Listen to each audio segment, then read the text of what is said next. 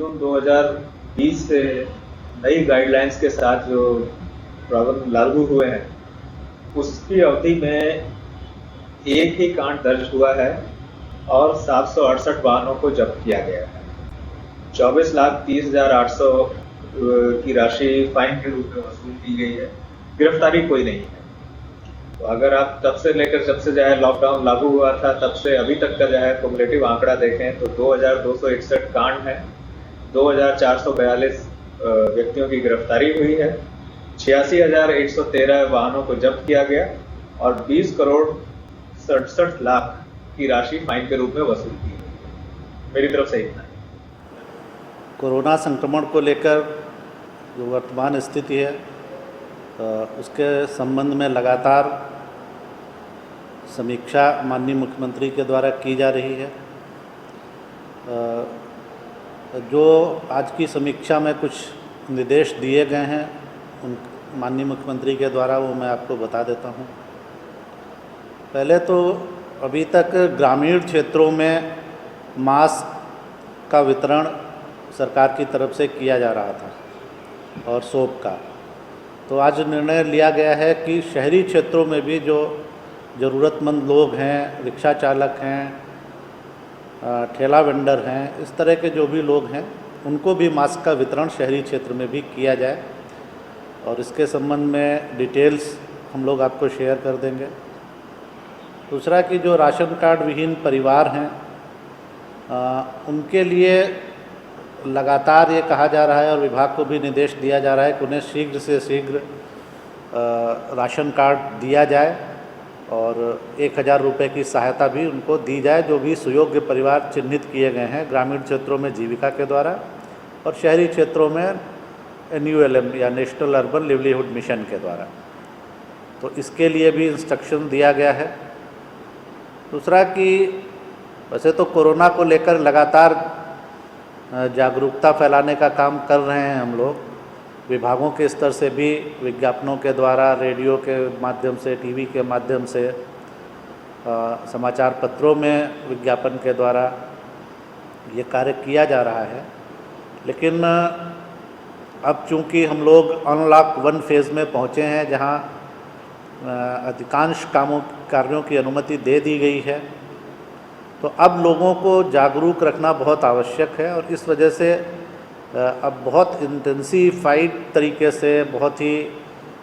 विशेष तरीके से हम लोग जागरूकता अभियान चलाएंगे और इस संबंध में कल एक सभी पंचायत प्रतिनिधियों, नगर निकायों के प्रतिनिधियों और जिला प्रशासन के सभी पदाधिकारियों के साथ कल माननीय मुख्यमंत्री का एक संवाद होगा और वो एड्रेस भी करेंगे सभी लोगों को और बताएंगे कि जागरूकता रखने की क्या आवश्यकता है और क्यों अब ये बहुत ज़्यादा इम्पॉर्टेंट है। एक चीज़ और सूचना के माध्यम से कि कल का जो ये जागरूकता वाला कार्यक्रम होगा ये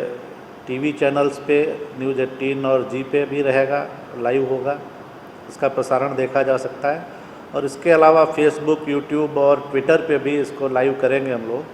और विज्ञापन के माध्यम से आज हम लोग ये जानकारी सभी को दे देंगे और आप लोग भी इसको प्रसारित कर सकते हैं इस जानकारी को। आज बहुत रूटीन फिगर्स हम लोग भेज देंगे, कुछ केवल 2 चीज़ें और बता देना चाहता हूँ। एक तो एम्प्लॉयमेंट जनरेशन में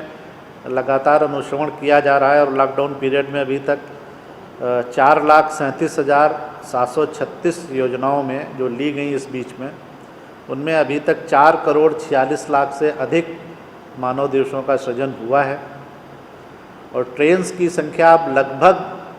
बहुत कम बची है। जैसे आज 15 ट्रेन्स आ रही हैं जिनके माध्यम से 24,750 लोग आएंगे और कल के लिए 6 ट्रेन्स हैं केवल जिसके माध्यम से 9,900 लोग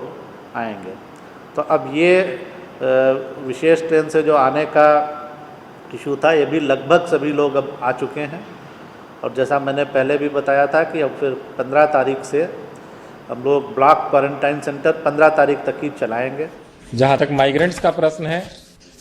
अब तक 2903 लोग ऐसे हैं जो बाहर के राज्यों से आए हैं 3 मई के बाद और जांच में वे कोविड-19 पॉजिटिव पाए गए हैं। जहां तक सर्वे का प्रश्न है, जो भी प्रवासी व्यक्ति